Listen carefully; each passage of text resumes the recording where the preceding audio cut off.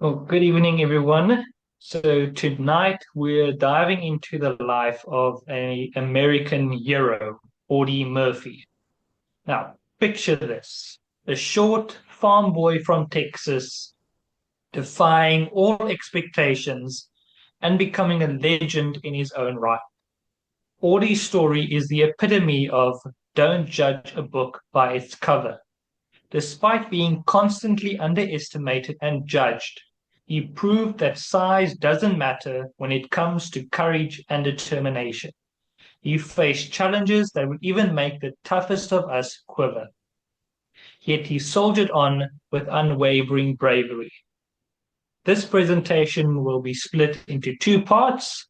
The first part will be dealing with his pre-war life and his life during the war up until the Colmar Pocket. And then later we'll delve into the Colmar Pocket and beyond.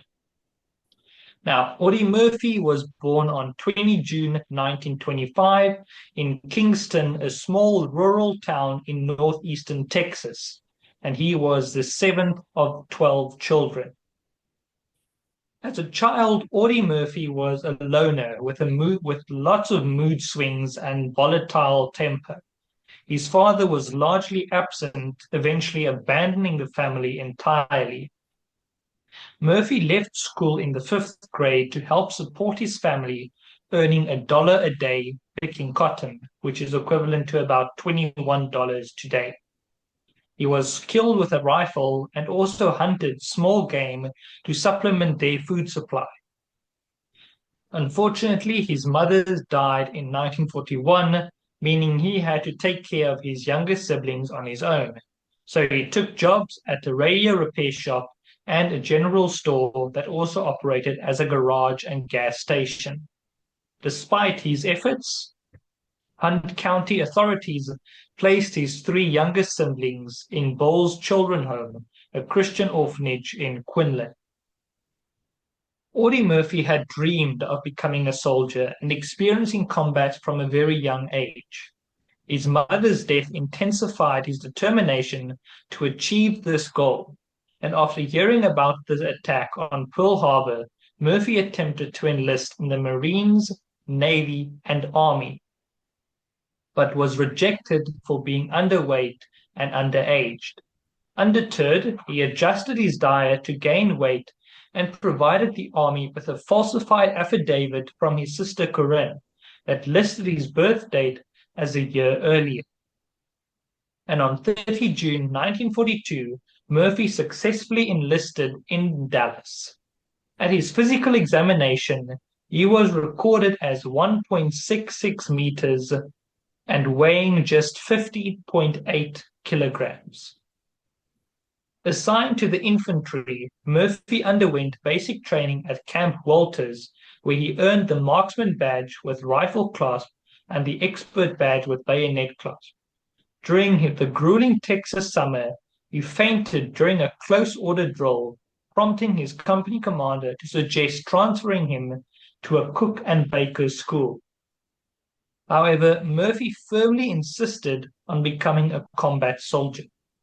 And after completing the 13-week basic training course, he was granted leave in October to visit his family.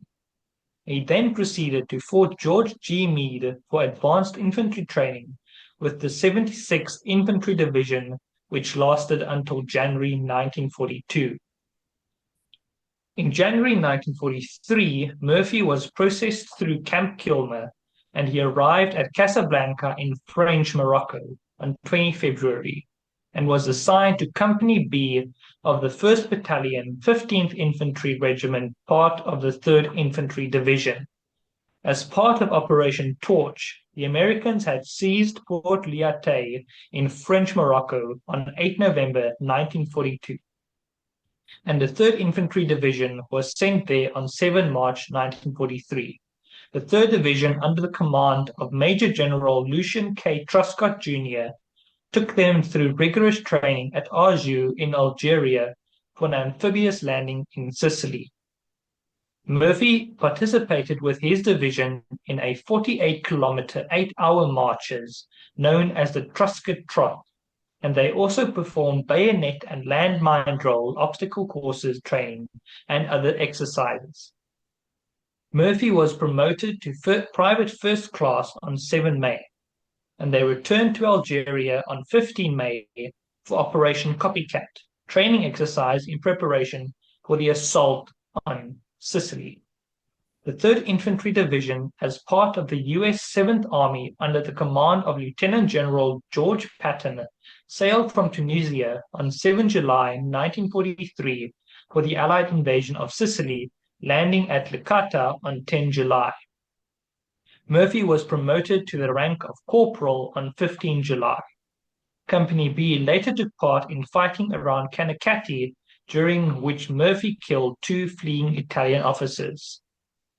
With Sicily secured from Axis forces, Supreme Commander General Eisenhower made a decision to invade Italy in early September 1943 as part of the Salerno landings. The 3rd Infantry Division came ashore at Battipaglia. One of the earliest skirmishes recounted by author Don Graham involving Murphy, his best friend Latty Tipton, and an unnamed soldier in their unit as they traveled along the Volturno River. The trio were near a bridge when the 3rd soldier was killed by German machine gun fire. Tipton tossed hand grenades in the direction of the fire, and Murphy responded with a Thompson machine gun, killing the German soldiers. Allied forces entered Naples on 1 October, and the 3rd Division took part in the Allied assault on the Volturno line, when Murphy was promoted to sergeant on 13 December. By this time, the 3rd Infantry Division had suffered heavy casualties. 683 dead, 117 missing, and 2,412 were wounded. Now, the 3rd Infantry Division received notification in December of 43 about the planned January 1944 storming of the Anzio beachhead, which marked the beginning of the campaign to liberate Rome. In preparation, the division trained near Naples and conducted amphibious landing exercises at Salerno. And once again, Audie Murphy was promoted, and he was promoted this time to Staff Sergeant. However, Murphy's participation in the initial Anzio landings, commanded by Major General John P. Lucas, was delayed when he was hospitalized with malaria on 21 January.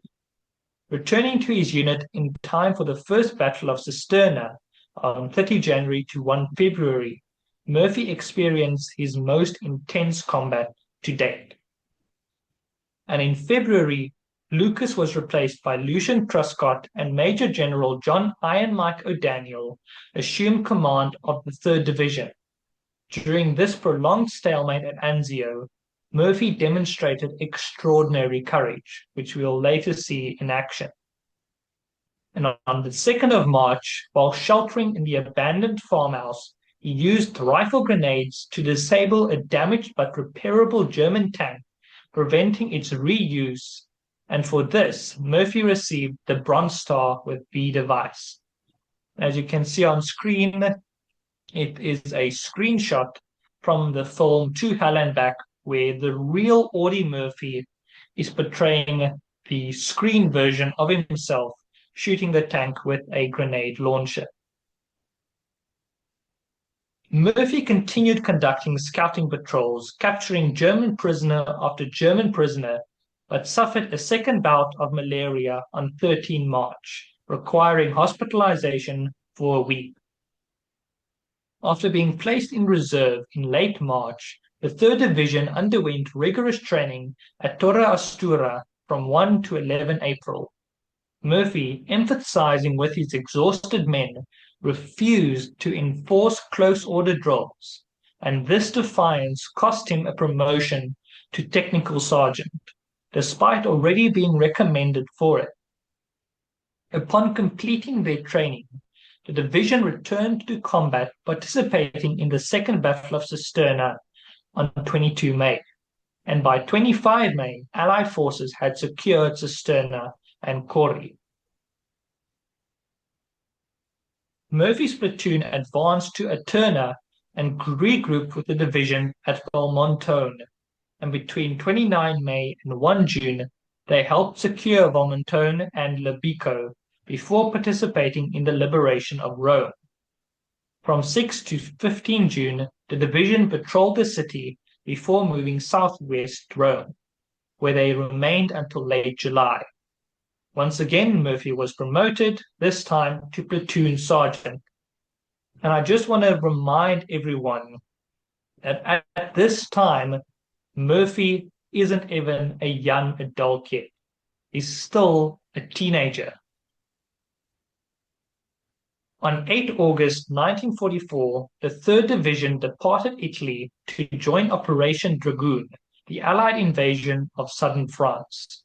On 15 August, the division landed on Yellow Beach near Ramatuelle as part of the U.S. 7th Army under Lieutenant General Alexander Patch. Advancing inland, Murphy exhibited remarkable leadership and bravery. After one of their machine gun squads became separated under German fire, Murphy located and reunited the squad and then used their weapon to return fire, killing 2 Germans and wounding another. Tragedy struck when Murphy's best friend Laddie Tipton was killed during this attack. 2 German soldiers faked surrender by waving a white flag, prompting Tipton to step forward to accept it. Hidden German machine gunners opened fire from within a nearby house, killing him. Murphy's advance alone on the house, seemingly impervious to German fire being directed at him. He wounded 2 Germans, killed 8, and took other 11 as prisoners.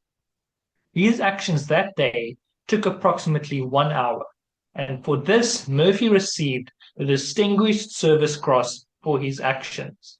And on screen we have a military sketch which accompanied Audie Murphy's Distinguished Service Cross recommendation for heroism on August 15, 1944. Now, during 27 to 28 August at Montélimar, Murphy and the 1st Battalion, 15th Infantry Regiment, 3rd Division engaged in an offensive battle to secure the area from the Germans. The 3rd and 36th Division took 500 prisoners in the city on 29 August. For these actions, the 1st Battalion of the 15th Infantry Regiment received the Presidential Unit Citation. The 3rd Infantry Division was part of a defensive plan to break through German resistance in northeastern France as far as Sainty-de-Vauche in the area of Guenevriel. On 15 September 1944, Murphy narrowly escaped death from an exploding mortar shell that killed 2 others and wounded 3. Although his resulting heel wound was not serious, he received his first Purple Heart. And by this point, all but Murphy and 2 others of Company B's original group had either been killed or taken off the line with wounds. General O'Daniel moved the 15th Infantry 3rd Division to Moselle and the Cleary Valley in late September.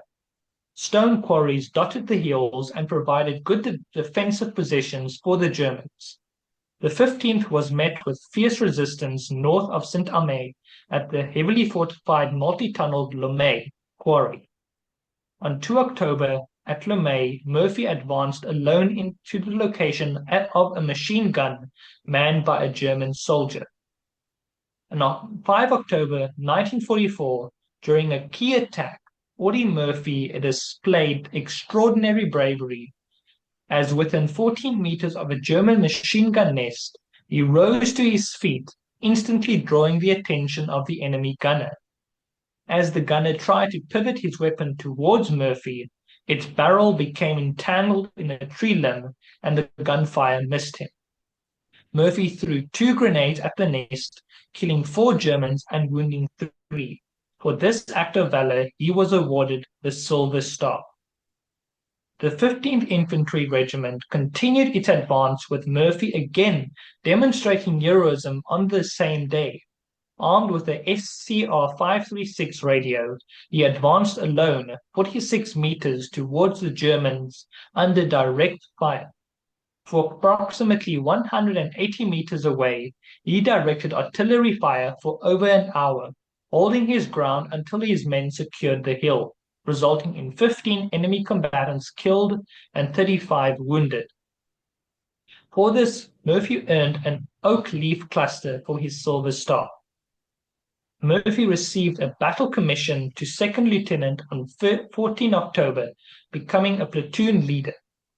During Operation Dogface, the 3rd Infantry Division supported the 6th Corps in securing Broyères and Broyvilliers, with the objective of breaking through the Belfort Gap. On 26 October, en route to Boulevarrière, Murphy's platoon was ambushed by German snipers. Despite being shot in the hip, Murphy managed to capture 2 snipers and kill one who wounded him. Murphy was evacuated to the 3rd General Hospital after weather delays prolonged treatment. Gangrene developed in his wound, necessitating penicillin treatment and multiple surgeries to remove dead tissue. He remained hospitalized until 28 December 1944 and was awarded the first oak leaf cluster for his Purple Heart for the injury. And that is where we'll be stopping for part 1.